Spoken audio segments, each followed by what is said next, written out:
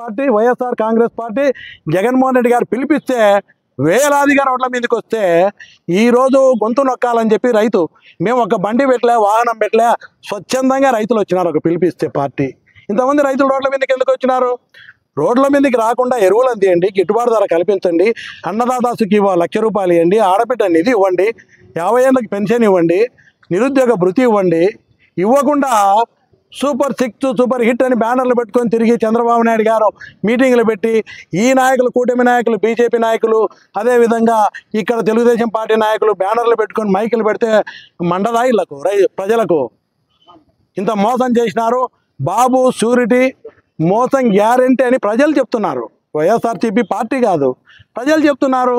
అయ్యా ఇవన్నీ గుర్తు చేస్తే కనీసం కొంతన్నర రైతులకు, పేదలకు న్యాయం జరుగుతుందంటే మా మీద కేసులు పెడతారంట. అయ్యా మీరు బయటికి రాకూడదు, మీరు బయటికి వచ్చి ర్యాలీ చేస్తే మీ మీద కేసులు పెడతామని పోలీసులు మాకు ప్రభుత్వం నుంచి ఆదేశాలు వచ్చినాయని రాత్రి నుంచి అందరికీ ఫోన్లు చేస్తున్నారు. హౌస్ అరెస్ట్లు అంటారు, ర్యాలీలో పాల్గొనొద్దు, వచ్చే కేసులు అన్నారు. కానీ ఇంత నోటీసులు ఇచ్చినారు అందరికీ. నాకు కూడా నోటీస్ ఇచ్చినారు, తెల్లారదా 4కి వచ్చినారు ఇంటికి, అందరి ఇళ్ళ కాడికి పోయినారు, కేసులు పెడతామని చెప్పి భయపెడుతున్నారు.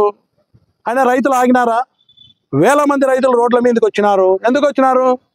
వాళ్ళ బాధ, వాళ్ళ కడుపు మండుతూ ఉంది. దాన్ని అర్థం చేసుకోకుండా జగన్మోహన్ రెడ్డి ఏదో కావాలని చేసినట్టు, ఏదో యూరియా కొరత జగన్మోహన్ రెడ్డి చేతిలో ప్రభుత్వం ఉందే, యూరియా కొరత సృష్టించింది మీరు, బ్లాక్ మార్కెట్లో అమ్ముకున్నది కూటమి నాయకులు, మీరు చేస్తున్నారు దాన్ని. అంటే మీరు బ్లాక్ మార్కెట్ దందా చేస్తూ ఉంటే నోరెత్తి రైతులు కూడా అడగకూడదా? అయ్యా బ్లాక్ మార్కెట్లో అమ్మొద్దు, సరసమైన ధరలు ఎంఆర్పీ రేట్లకు ఎరువులు ఏమని అడిగితే కూడా కేసులు పెడతారు. బ్లాక్ మార్కెట్ అమ్మే వాళ్ళ మీద కేసులు పెట్టండి నిజాయితీగా.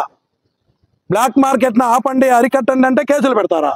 పెట్టండి, చూస్తాం ఎన్ని కేసులు పెడతారో. రైతుల తరపున పోరాటం చేసేదానికి సిద్ధం.